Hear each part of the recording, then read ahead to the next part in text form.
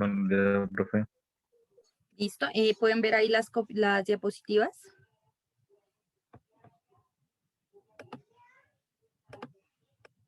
Sí, profe. Listo, muy bien. Bueno, entonces, habíamos hablado la clase pasada acerca de la ingeniería de software. Entonces, ese concepto que yo les decía a ustedes que a veces lo relacionan mucho con programación, pero que implica más cosas y no solamente la programación. La programación es una de las fases de todas las que implica la ingeniería de software, porque ella abarca un poco más allá. Va desde la parte de la recolección de información para entender el problema, para buscar esa solución, hasta la parte de pruebas y la parte de mantenimiento. Entonces, se abre mucho más allá de que solamente esa fase de programación, que era la que ustedes habían visto en esas otras asignaturas anteriormente. Y la razón es porque este tipo de programas, lo que ya se llama software, son un poco más complejos y también implican mayor responsabilidad. Entonces, la clase pasada habíamos visto una parte de los bugs que se habían producido en la historia, hay muchos más, pero esos son uno de los más sonados, de los que hubieran podido tener consecuencias graves o que sí las llegaron a tener. Y entonces nos hace ver la importancia de la ingeniería de software, de que las personas encargadas de construir programas como nosotros no solo nos centremos en la codificación, en escribir lenguaje de código en esa programación, sino que también estemos pendientes de esas otras fases, de la recolección de información, de analizarla bien, de diseñarla, ahí sí ya codificarla y después probarla y hacerle un mantenimiento. Entonces, todo eso es lo que abarca la ingeniería de software. Bueno, entonces yo ya les había dicho que estas diapositivas están tomadas del libro de Prisma. Yo ahorita les comparto del capítulo 1 que dice qué es el software y qué es la ingeniería de software. Ese ahora se los comparto en el grupo de WhatsApp para que ustedes lo puedan leer. Es un buen libro, tiene algunas historias con las cuales presenta la información. Es muy didáctico, es muy práctico, como dice el mismo título. Entonces, habíamos visto este concepto de software. Dice que el software de computadora es un producto que construyen los programadores profesionales. Entonces, ahí está la razón de por qué nosotros tenemos esa responsabilidad. Al ser profesional, al estar graduado, sobre todo en una universidad como la de la Universidad de Nariño, que tiene mucho renombre nacional, sino es que también afuera, nos convierte en profesionales, nos convierte en responsables de las cosas que nosotros creamos. Entonces, para construir algo que sea a la altura de nuestra profesión, de nuestro grado de ingeniero, tenemos que hacerlo con cierta técnica, con cierta calidad que nos permite decir que nosotros somos programadores profesionales y sobre todo responsables. Y que después siempre se requiere un mantenimiento. Entonces veíamos en esos books de la clase pasada que algunos programas fallaron porque no se consideró que el programa podía ser más grande, que podía crecer, que podía adaptarse. Entonces, ese mantenimiento es más sencillo si nosotros desde la fase de análisis vamos considerando toda esta serie de cosas que pueden ocurrir a futuro, porque el software requiere de un mantenimiento donde un tiempo largo, a veces unos software viven más que otros, pero nosotros vamos a tener que darle ese mantenimiento. Entonces hay que tener esa idea desde el momento de concebir cómo va a ser ese software, para que después no nos quede más difícil, como les quedó a muchos de los programadores en el problema del Y2K, o sea, del 2000.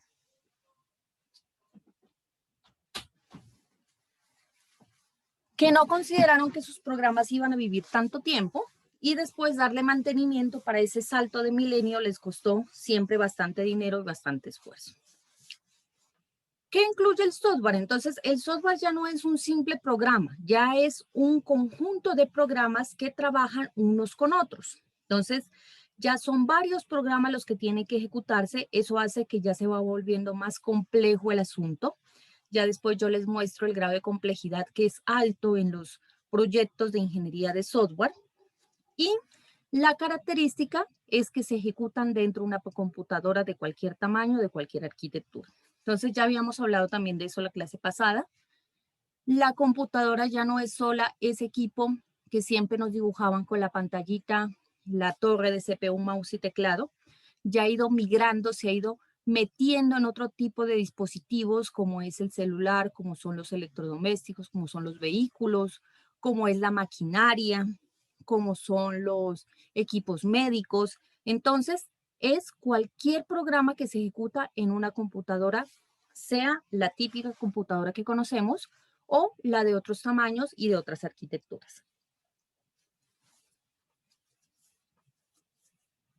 Muestra información. Entonces, ya habíamos hablado que el poder que maneja el software, que es un poder muy grande que se está utilizando ahorita, es el de la información. Entonces, si la computadora va a manejar esa información que ha tenido tanto valor últimamente, que es el nuevo tesoro que tienen las personas, significa que debe tener un alto grado de seguridad. Entonces, ese es otro concepto. Habíamos hablado en la clase pasada de calidad, que es que las cosas hagan bien lo que deben de hacer y no cometan errores. Ahora tenemos el concepto de seguridad, que es que solo las personas con el acceso a esa información puedan verla, que no entre otra persona y robe la información, que no pueda verla, que no pueda modificarla si no tiene acceso a ella. Entonces, otra de las características que debe tener todo software es la seguridad. Cuando uno programa y construye esos programitos sencillos que ustedes han venido haciendo, no se preocupa mucho en ese momento de la seguridad. Solo de que desde que funcione, corre y haga lo que el profesor dijo que tenía que hacer, pasa.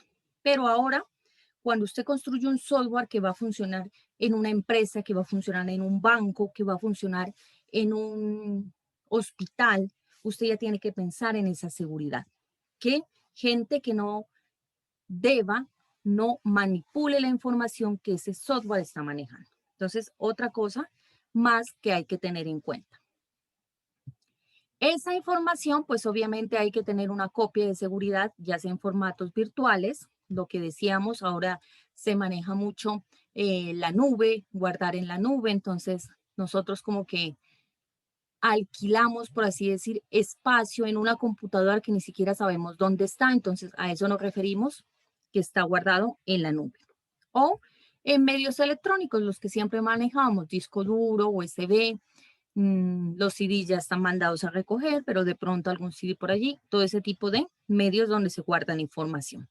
Sea que se guarde en esos medios magnéticos que están a nuestro alcance, como los discos duros, o que se guarde de forma virtual, la seguridad va a ser siempre responsabilidad del que construye el software.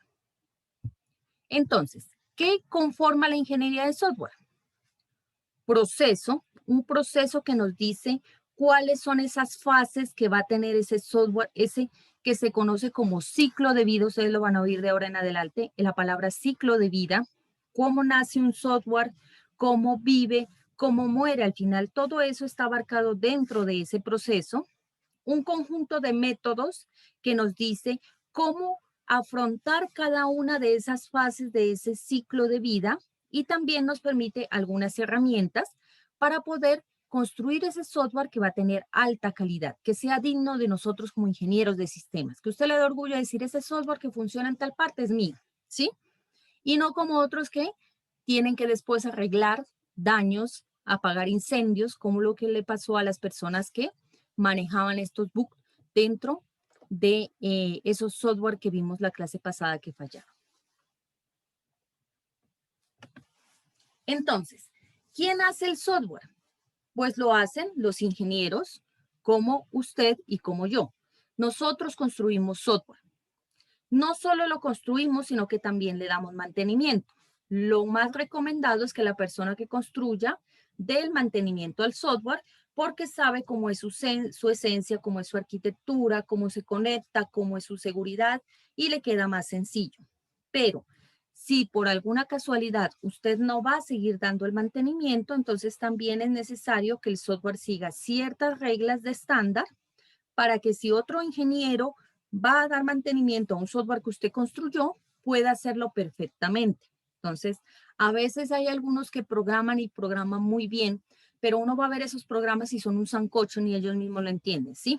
Colocan variables como A, B, C, D, F, G, H, I, que ni siquiera se sabe para qué sirven, o X1, X2, X3, X4, no, uno no ve esos software y no entiende muy bien qué hace cada variable, qué hace cada función, cómo es que trabaja. Entonces, es necesario tener cierto orden, cierto estándar, para que si usted no es el que le da el mantenimiento, otra persona que tenga conocimientos en ingeniería de software sea completamente capaz de ir y darle el mantenimiento. Sí, profe, así es. Y unas personas colocan unas variables como y que H positivo, ¿esas qué variables son? Sí, me ha pasado. Entonces, como les decía, yo también he dictado las asignaturas de programación, a veces me rezongan porque les bajo, porque colocan esas variables, y es por esto.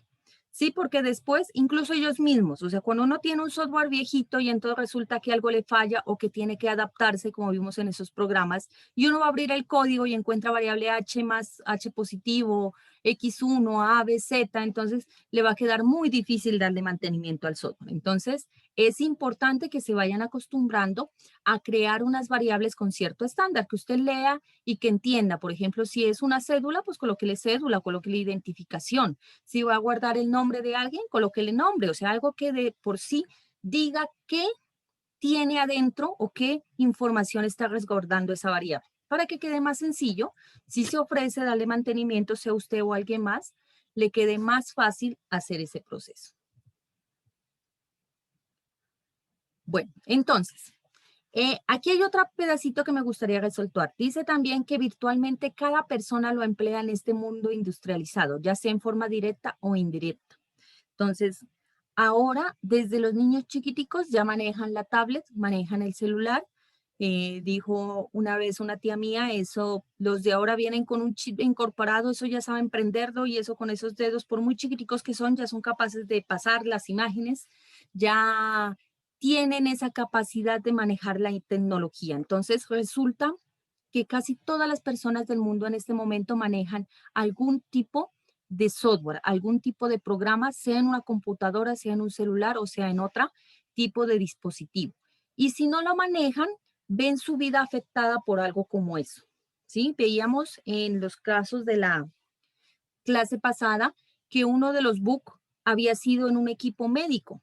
Puede que esas personas que se vieron afectadas por ese programa nunca lo utilizaron, ¿sí? Ellas no manipularon ese software, pero vieron afectadas sus vidas, vieron afectada su salud por ese software. Entonces, lo que les decía, hay una gran responsabilidad en nuestro trabajo y eso es lo importante para cuando usted se siente software y le dé esa tentación de, ay, qué pereza hacer todas esas prácticas que dijo la profe en ingeniería, que ponerse a recolectar información, que hacer diseño, yo mejor me siento y programo.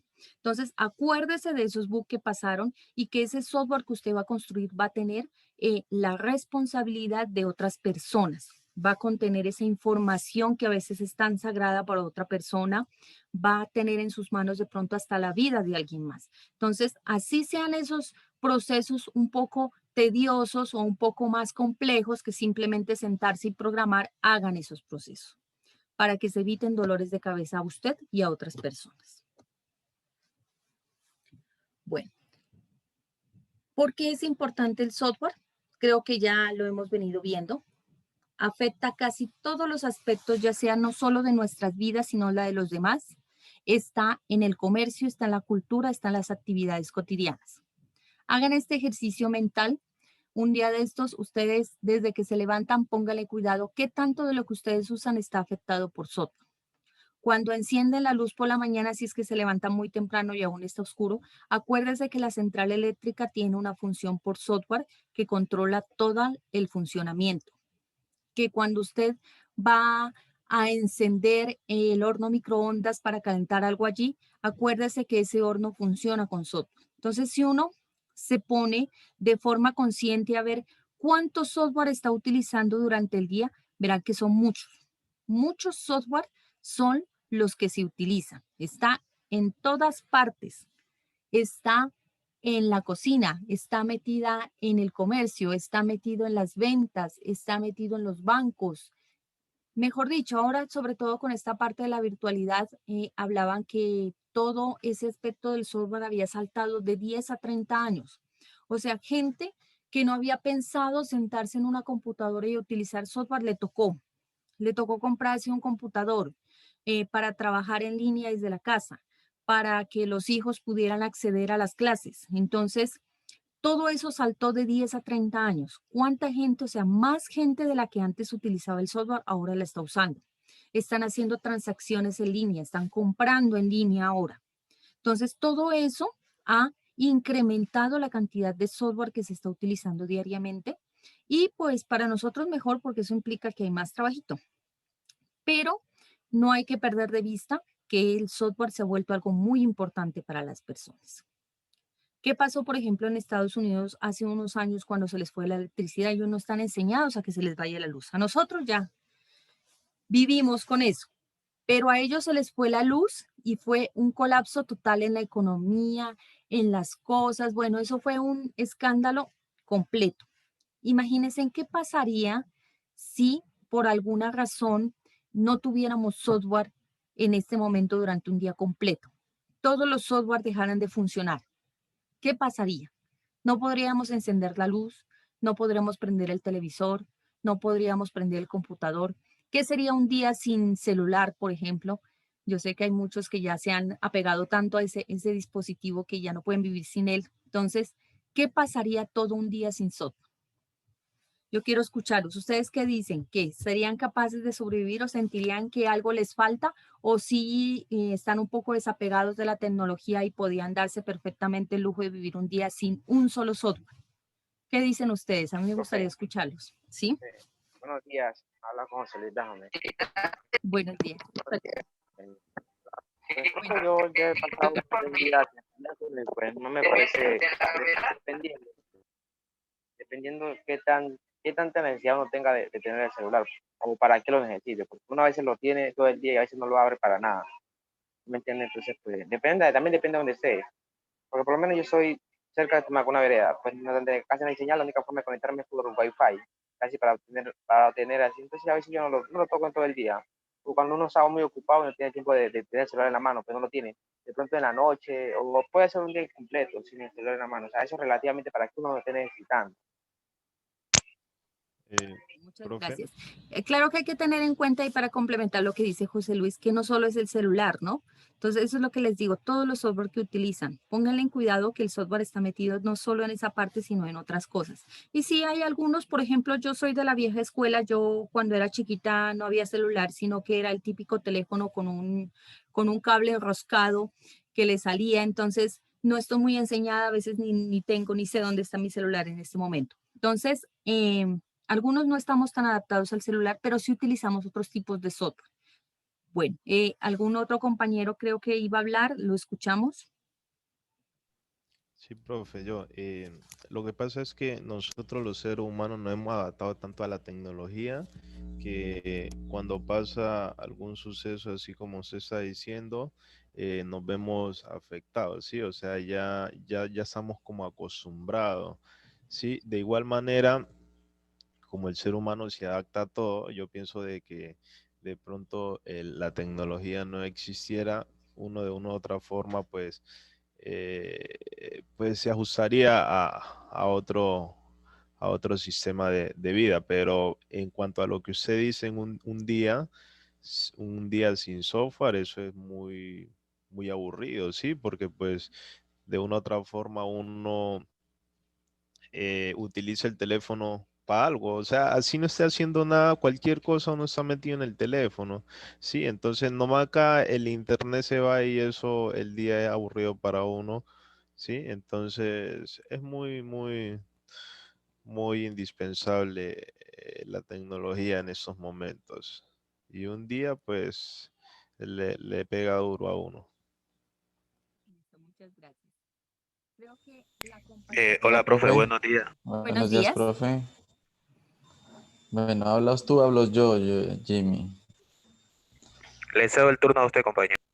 Listo, gracias. Bueno, buenos días, profe. Buenos Pues días. sí, en mi caso, en lo personal, pues a veces pienso que la tecnología uno como que lo acapara tanto, o sea, le toma tanto tiempo a uno que uno descuida muchas cosas. Por ejemplo, la familia, a veces uno está con la familia, está con los hijos y agarra el celular y no se da cuenta de esas pequeñas cosas. Sería interesante un día en el cual uno dejara como aparte todo esto no sé, como disfrutar más con su familia, compartir con los hijos, jugar. En lo personal yo pienso eso, ¿no? Pues a mucha gente me imagino que le afecta porque eh, en lo personal me imagino que también hacen muchas transacciones en el celular. Ahora con el celular se pueden hacer muchas cosas. Pero en lo personal sería bacano un día como dejar ahí el celular quietecito, la tecnología aparte y irse como un poco a disfrutar con su familia. Bien sería yo. Muchas gracias. Sí, a veces nos olvidamos, ¿no? Nos acapara tanto el internet, el celular, cosas así, que se nos pierde el tiempo. No nos damos cuenta cuánto tiempo gastamos viendo el celular. Una vez había un reto que decía que las personas le preguntaban, ¿usted cuánto tiempo usa el celular? Entonces decía, no, en el día, si unimos todo el tiempo, unas 2 horas o 3 horas, y le hacían un seguimiento durante un día, le colocaban un contador al celular cada vez cuántas veces lo encendía, cuántas veces entraba alguna aplicación y algo, y resulta que lo utilizaban de 18 a 20 horas al día. O sea, gente que decía que 2, 3 horas y pasaba casi todo el día allí. O sea, mucho tiempo se le gasta a eso. Y qué buena esa práctica de tomarse un día, un Profe, fin de semana para no utilizar. profe, Dígame. disculpe. Pero, o sea, cuando uno habla casi de software, creo que la televisión va a ser parte de eso porque tiene un software que permite que capte la señal y no mire. Pues uno tampoco, pues, que totalmente se va a quedar. La única forma que uno se quede sin conexión así es que no haya electricidad. La única forma es esa, que uno tenga, no haya electricidad y que uno esté haciendo otra cosa, esté trabajando, esté haciendo otra cosa totalmente ocupado. Porque si está desocupado es obvio que va a necesitar cualquier cosa para entretenerse. ¿No le parece? O vaya a la playa, parcero, vaya a nadar. Ah, claro, allá sí. A menos que tenga un celular de esos caros que funciona en el agua, de resto allá no va a utilizar nada en la playa. Sí, de todas maneras, Sí, sí, el profe. celular se ha vuelto, dígame. Sí, lo escucho, Diego. Cuéntame. Profe, por lo menos usted se fuera imaginado la pandemia sin internet o pues sin tecnología, sería pues también como que, o sea, muy aburrido pues todo la pandemia y pues fuera sido pues, un caos.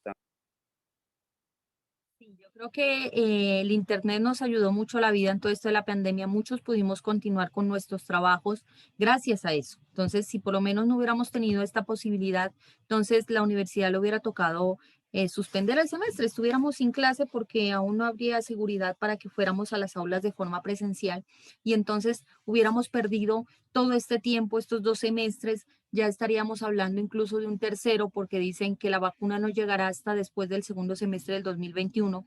Entonces, el tiempo es algo que no se recupera. Entonces, gracias a la tecnología podemos seguir con nuestras vidas, muchos con nuestros trabajos y como dice, no hubiera sido tan fácil afrontar esta pandemia. ¿Se imaginan si no tuviéramos software, si no tendríamos internet y nos hubieran dicho se encierran durante 15 días, durante un mes?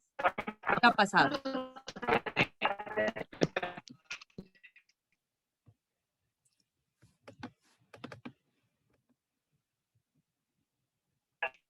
Ah, sí. Es cuando me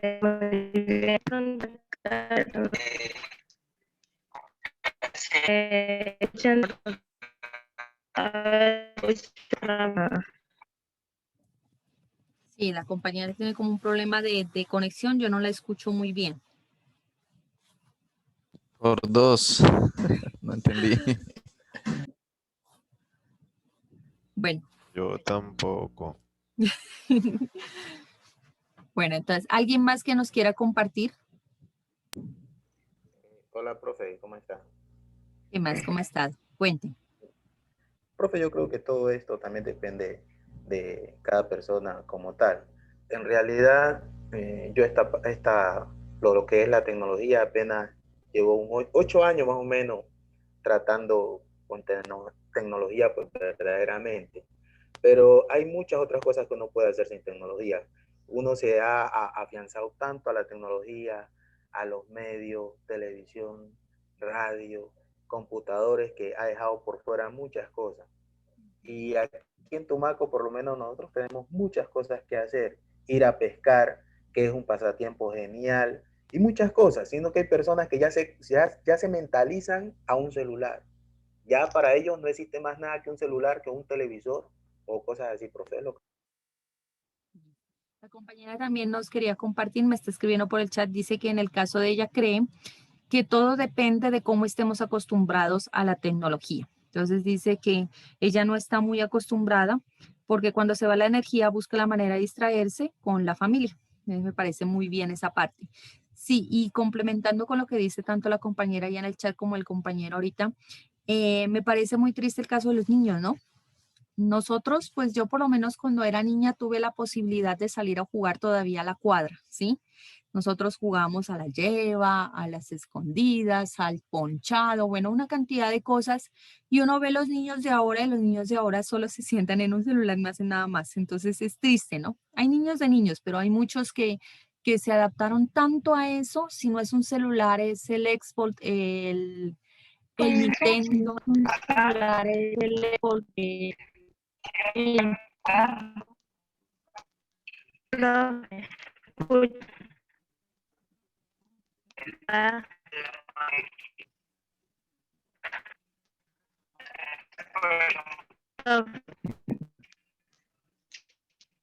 compañera quiere compartir algo, pero no, es que en verdad que no se le entiende nada. Sí, es el internet que vuelve tan lento la comunicación. Sí, como les decía, es triste, ¿no? Es triste ver que ahora ellos se aferran tanto a esa tecnología, están tan acostumbrados, ¿sí? Yo por lo menos con mis hijos siempre he tratado que practiquen algún deporte, que no solamente estén inmersos en eso, pero siempre es complicado por la presión, ¿no? Los compañeros sí hablan de los videojuegos, sí hablan del celular, sí hablan de las series. Una vez mi hijo me decía, ay, mami, usted no se acuesta muy temprano porque un compañero dice que ve una serie que es a las 10 de la noche. Le digo, pues qué pena por su compañero, pero usted se acuesta a las 9 y no hay nada que hacer. Deje eso así, le digo. Pero sí, sí es triste porque la tendencia de la gran mayoría de la juventud de ahora, de los niños, es que muy temprana edad se aferran tanto a esa tecnología, es bien complejo. Sí, dice la Profe, compañera que la hija tiene 2 años y que sabe manejar el celular y el computador, pero súper fácil. Sí, eso ya pasa. Ellos como nacen en el medio de la tecnología, aprenden muy rápido a utilizarlos. Cuéntame, compañero, iba a hablar.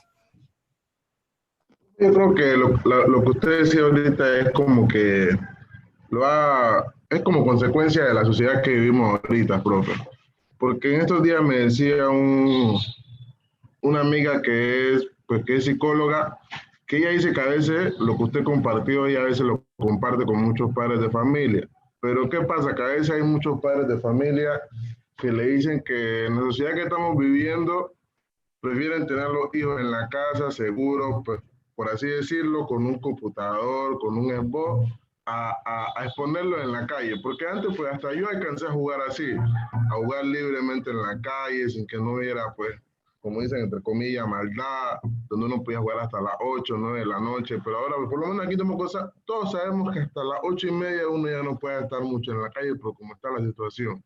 Entonces, muchos padres que prefieren de una u otra manera comprarle o tenerle alguna distracción a sus hijos y pues sin saber que de una u otra manera por quererle hacer un bien, al mismo tiempo le están haciendo un mal porque le están privando de muchas cosas, pero al mismo tiempo pues lo están cuidando porque por lo menos hasta mi mamá alcanzó a hacer eso, profe. Ella a veces por protegernos, por decirnos, no, mijo, quédese en la casa, nos decía, no, mijo, yo le puedo comprar esto, o nos decía, mire, esto es para que se distraigan en la casa, para que no salgan, pero era por la misma situación que se vivía en el pueblo, porque, o sea, era un poquito, llegamos a un punto que era un poquito peligroso y hasta estar muy tarde, hasta las 8 de la noche en la calle, entonces creo que a veces eso también hace parte de la sociedad, ¿no? Sí, tiene razón. Antes era un poquito más seguro salir a jugar y estar tranquilos en la calle. Ahorita ya se ha vuelto muy complicado, o sea, ya tenerlos afuera en la calle está tan tarde y ya no se puede porque uno ya no puede estar tranquilo. Y entonces, sí, una opción que toman muchos padres de familia es mejor, pues le doy un videojuego o le doy un celular y sé que está ahí en la sala. No se mueve, pero está ahí en la sala, ¿sí? Eso es lo que a veces ocurre. Qué triste que la sociedad nos esté encerrando y nos esté aislando unos de otros. Bueno, ¿alguien más creo que iba a hablar?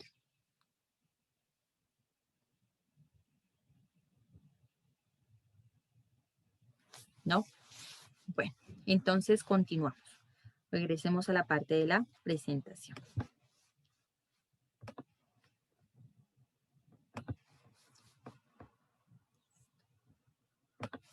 Entonces, el software se ha vuelto muy importante en la vida de todos y nosotros tenemos esa responsabilidad, que ese software en el cual las personas confían tanto, funcione y haga lo que tiene que hacer.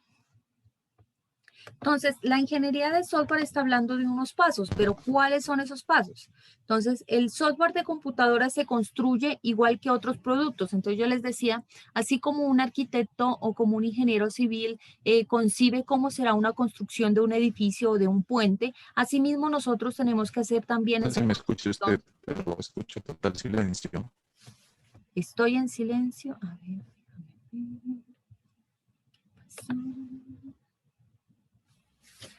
Sí, se escucha normalmente, profe. sí, porque aquí Yo no me también. aparece el Yo le escucho micrófono. normal, profe. ¿Sí? Bueno, No sé creo si que el ustedes me compañero... escuchan a mí. Yo creo que el compañero tiene problemas también un poquito del sonido. No se preocupen que yo estoy grabando la clase y yo después la subo a internet y se las comparto si de pronto se pierden un ratico el audio o la imagen también. Bueno, entonces como les decía, el software igual que las otras cosas tienen algunas fases, algunos pasos que comparten. Todos los productos cuando se hacen con calidad tienen unos pasos de concepción de la idea, de análisis, de diseño. Y nosotros también tenemos que hacer esos pasos. Entonces, igual que como se construye un edificio, un puente, que hay una fase de recolección de información, hay otra fase de análisis, hay una fase de diseño, hay unos planos, hay una arquitectura, lo mismo ocurre con el software. El software también tiene esa fase de capturar información, de analizarla, tiene diseños, hay unos planos, nosotros construimos diagramas, sobre todo en arquitectura UML, que es como un estándar, para lo que les decía, si usted o otra persona distinta entra a hacerle mantenimiento a su software, entonces se construyen unos estándar para que todos nos entendamos. Uno de esos es el UML, el lenguaje unificado de modelado. No sé si ustedes hayan tenido la oportunidad de utilizarlo, ¿lo han visto en alguna otra clase? Sí, profe. Sí, profe. ¿Sí? ¿Qué tanto vieron de UML? Lo normal, profe, los casos de uso. Los casos de uso. Ajá. ¿Algún otro diagrama? Solo casos de uso. Actividades. Diagrama de actividades. Diagrama de clases. Secuencia, creo que fue. 4 diagramas en total. Bueno, en UML hay aproximadamente de 26 a 50 diagramas en total. O sea, hay bastantes tipos de diagramas, aunque los casos de uso es el más utilizado, el que más se escucha, el de actividades, esos que ustedes me nombran son como los más usados. Hay bastantes tipos de diagramas. Y esos son los que nosotros utilizamos para el diseño. O sea, si nosotros diseñamos el software. Ese diseño nos permite, al hacerlo en algo estándar, que si otra persona tiene que entrar a hacer mantenimiento o de pronto entra al proyecto a colaborarnos en la construcción, pueda entender qué estamos construyendo, qué estamos haciendo. Y si también incluso nosotros mismos, después de un tiempo necesitamos adaptar el software para que sea más grande o para que cumpla otra funcionalidad, con esos diseños es más sencillo ver dónde está ubicado, dónde podemos nosotros hacer la conexión para que las cosas se hagan interactuando. Entonces, igual que se construyen otros productos, el software también tiene esas fases. Pero el problema que hay que tener en cuenta es que el software tiene una naturaleza que es cambiante, es adaptable. Y eso es lo que nosotros tenemos que tener en cuenta cuando vamos haciendo esas fases. Darle la posibilidad al software a que se adapte, a que crezca, a que si de pronto en algún futuro tiene que cumplir con otra función, pueda hacerlo. Entonces, aparte de los pasos que normalmente se hacen construyendo la mayoría de los productos, también que tenemos que tener en cuenta otras cositas que son características, son especiales en el software. Existen aplicaciones de procesos ágiles, de procesos adaptables, existen otras metodologías que son más tradicionales, son un poco más estrictas, ¿sí? Es que yo me pregunto cuando usted dice que uno tiene que dejarle la posibilidad al software de que sea un poco más robusto. ¿Cómo haría que un software fuera más robusto si empezando tengo que trabajar con la base de datos? Y si yo no elegí una buena base de datos o un buen motor de base de datos, el software no va a crecer. ¿O sí? Bueno, lo que sucede con las bases de datos es más sencillo, porque resulta que las bases de datos usted puede crear precisamente una nueva tabla en una base de datos que ya existe y no se daña la base de datos. Usted crea una nueva tabla y relaciona esa tabla con otras que existen y puede entrar a funcionar, y sobre esa nueva tabla, con esa nueva información, puede hacer que su software crezca. Pero si usted no hace un buen diseño de base de datos, porque la base de datos es uno de los diseños que hay que construir en el software, si usted no la diseña bien, entonces le va a quedar difícil construir, que expanda, que crezca. Por ejemplo, yo estuve el otro día tratando de hacer que funcione un software viejito que no trabajaba bases de datos, sino que iba creando archivos. Cuando yo traté de que corriera, por ejemplo, en estos Windows nuevos a través de una máquina virtual, el sistema lo bloqueaba porque creía que era un virus. No ve que a cada rato iba construyendo una tabla nueva, un archivo nuevo por cada cosa que iba creando, porque no manejaba ese concepto de base de datos. Entonces, eso es lo que a veces hace que el software se bloquee cuando lo dejan así como tan cerrado.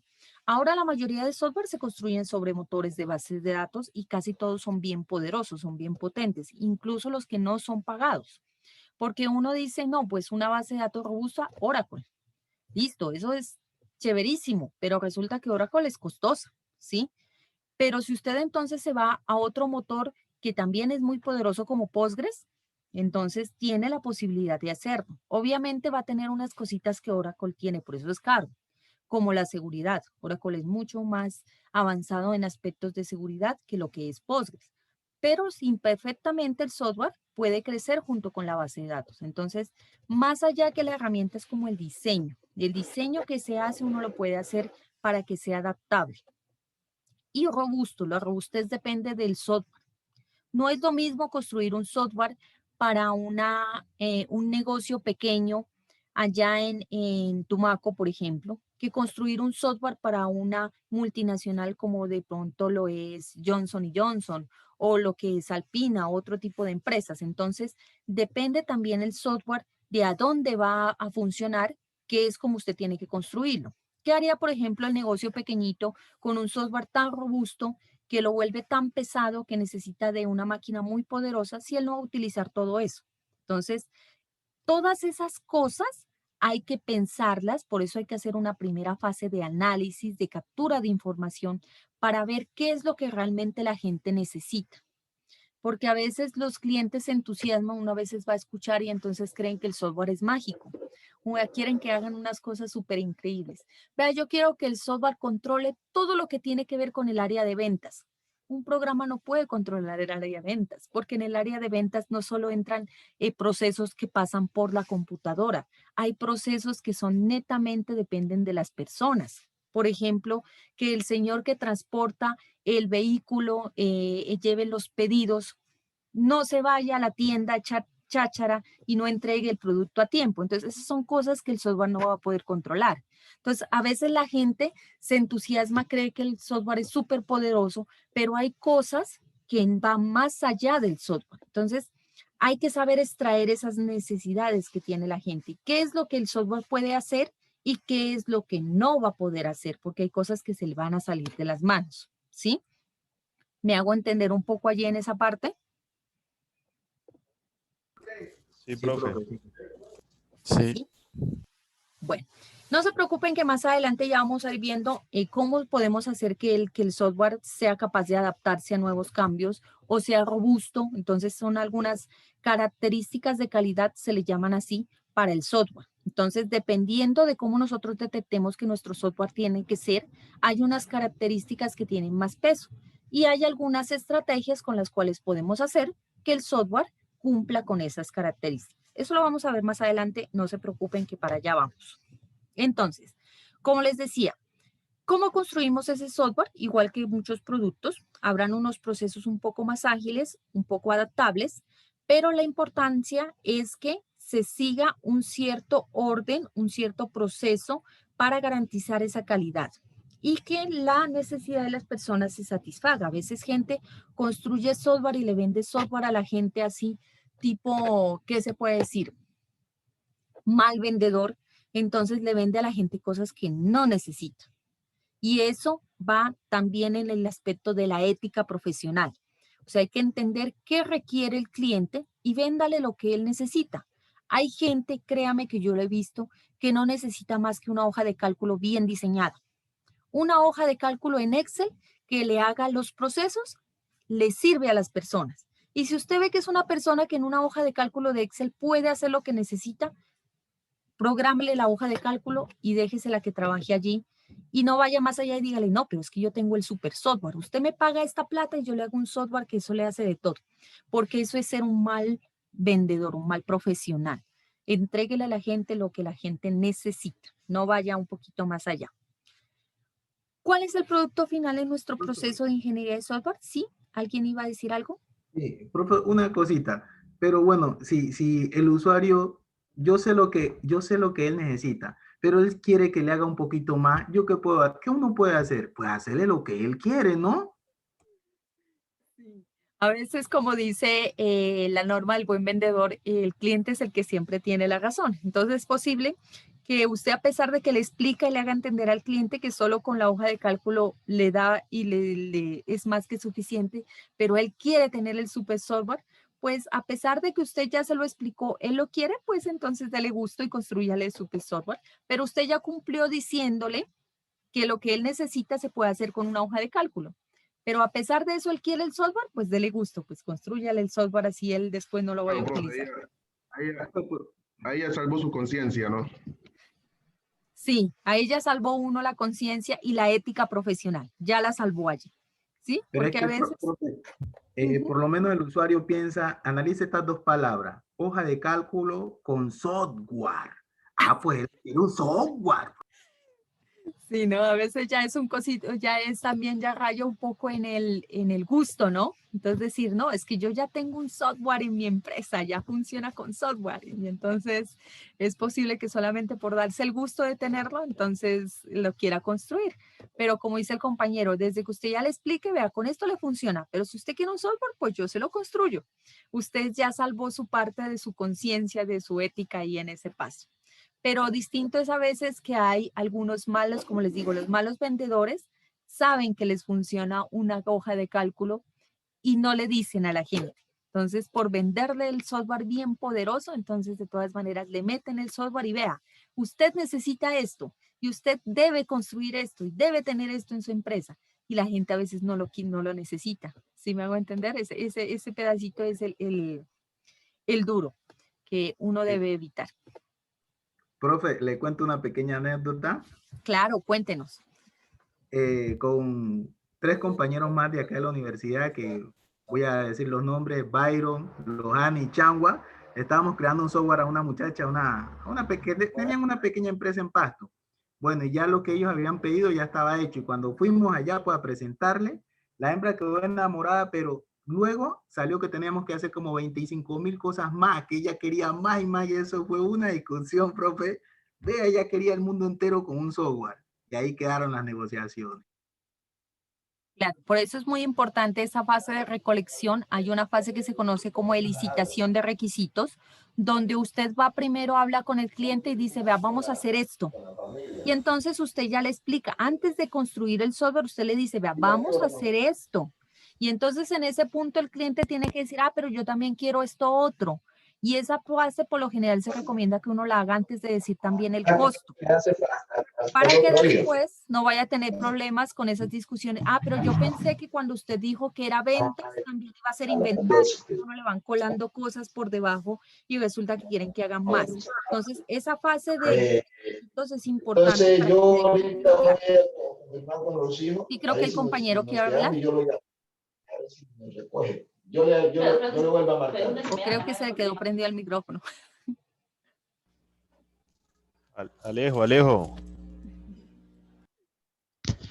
Profe, estoy teniendo problemas con mi portátil, se apaga, se enciende, está campeando, entonces me toca conectarme a mi celular más bien. Bueno, listo, no hay ningún problema. Igual como les digo, yo estoy grabando la clase y yo después la subo y se las comparto, como hice la de la clase pasada, si de pronto tienen problemas. Eso, entonces, como les digo, hay unas fases como esa de captura de requisitos donde es bueno dejar bien en claro que tanto el cliente como nosotros estemos hablando el mismo idioma y entendamos lo mismo, para que no ocurran esos problemas, que después digan, no, vea, pero es que yo también quería que hicieran tal cosa, o yo creí que ustedes iban a hacer esto también. ¿Sí? Ese es el problema. Porque si ya el cliente después de que uno le entrega el software dice, ah, no, pero yo ahora quiero también esta otra parte, ah, bueno, entonces uno le dice, listo, pero eso ya es otro software, ya es otro negocio, ya es otro proceso que vamos a arrancar desde el principio, ¿sí? Eso ya es distinto a que uno le digan, vea, este es el software que yo les entrego y entonces dice, ay, pero también tenía que hacer esto también. Y lo otro que pasó, ¿por qué no lo hizo? Entonces hay que dejar bien en claro desde el principio qué es lo que el software va a hacer y qué es también es importante colocar lo que no va a hacer.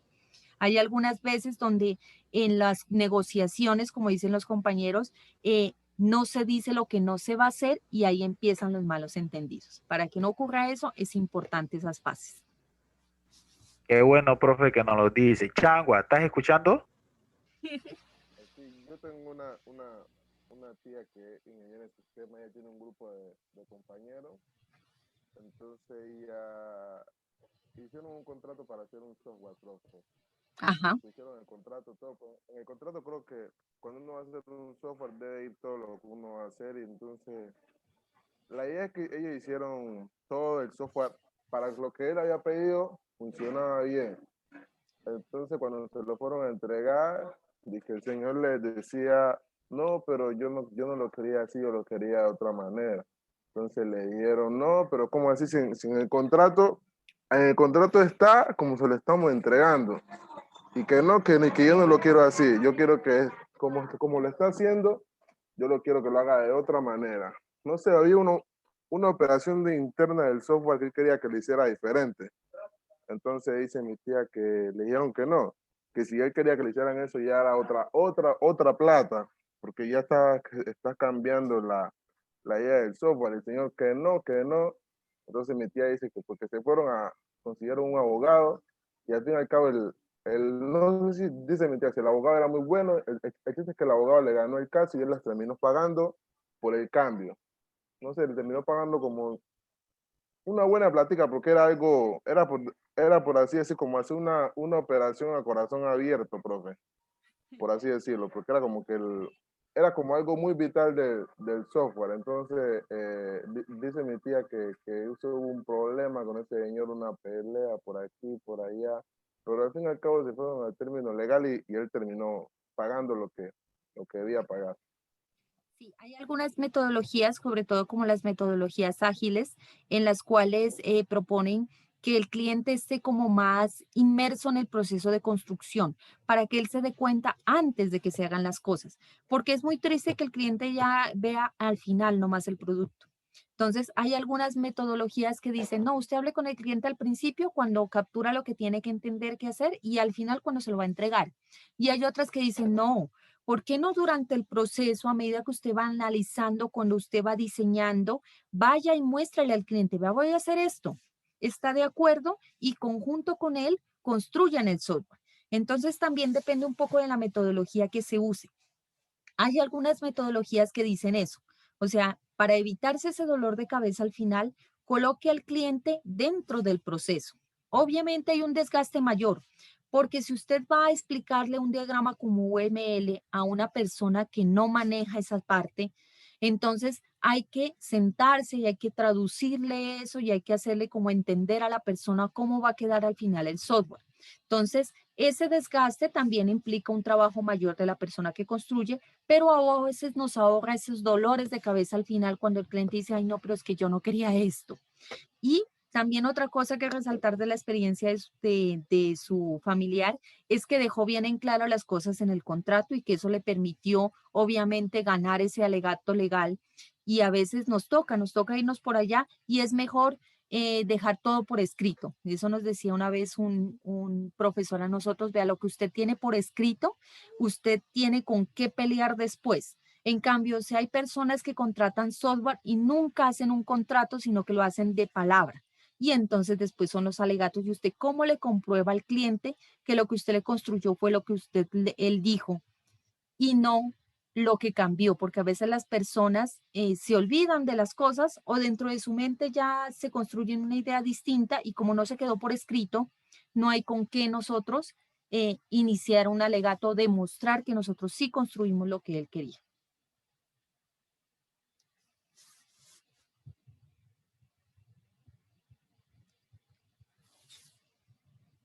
Bueno.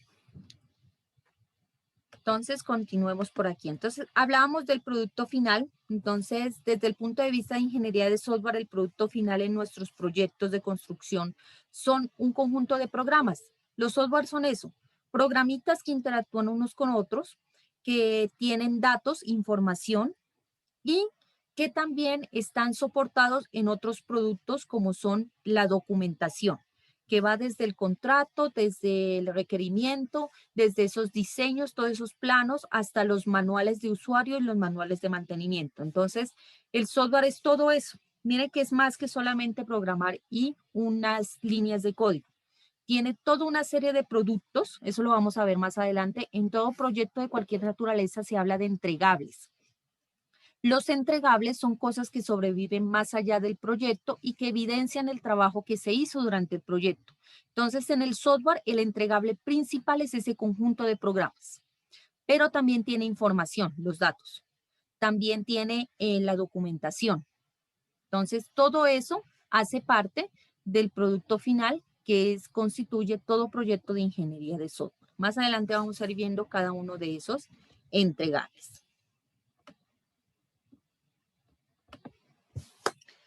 El software ha muerto. Entonces, esta es una lectura que tiene precisamente el libro, donde hablan de una experiencia que tiene una persona, o sea, son experiencias verídicas que están construidas dentro del libro, historias de las cuales personas han interactuado con el software y han vivido. Entonces, me parece muy bonito esa parte del libro porque el libro nos deja ver a partir de la experiencia de otras personas lo que ha ido pasando lentamente con el software.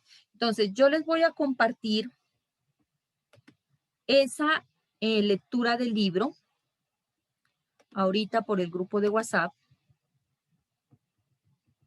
para que ustedes la analicen en los grupos que siempre habíamos construido.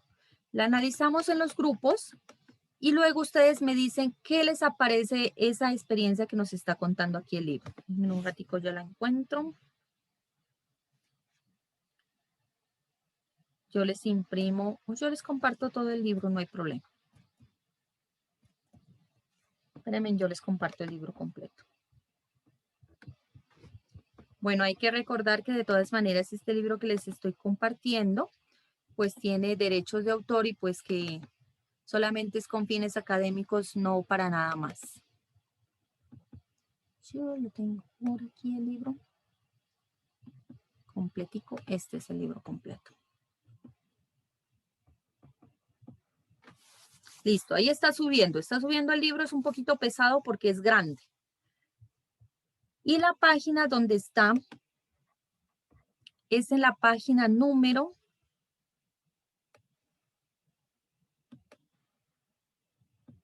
1, del primer capítulo, la número 1, pero si ustedes se van por el PDF, está en la página 28.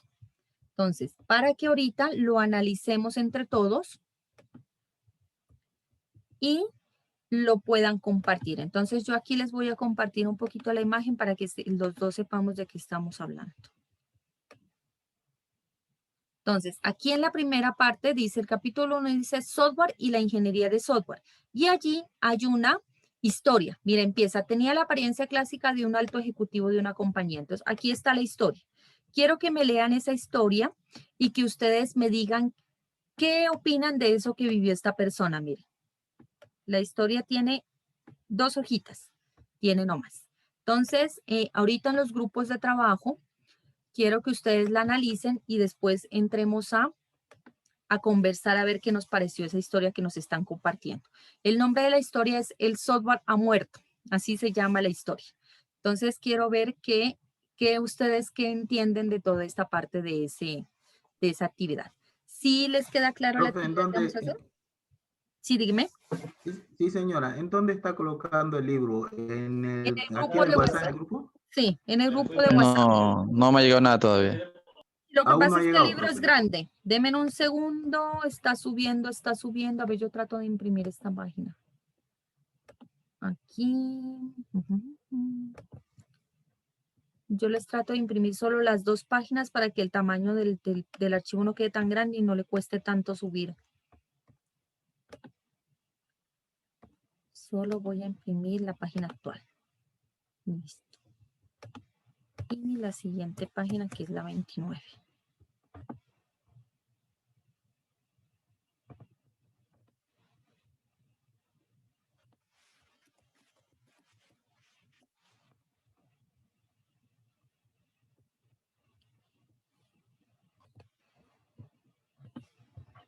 Creo que ya subió el libro. De todas maneras, voy a subir solamente las 2 páginas de la lectura para que de pronto, si ustedes no tienen mucha capacidad para descargar, porque el libro siempre ocupa como 5 megabytes, dice que ocupa. Entonces, solamente están las 2 hojas, el otro que le voy a compartir. ¿Ya la están viendo? Acá me dice que el libro ya se fue. Sí, profe, el libro ya llegó. Listo. Entonces, ahorita hagamos esa actividad y en un ratico pues la analizamos para ver qué entienden. No es muy larguita la lectura, igual el tiempo también ya se nos está agotando.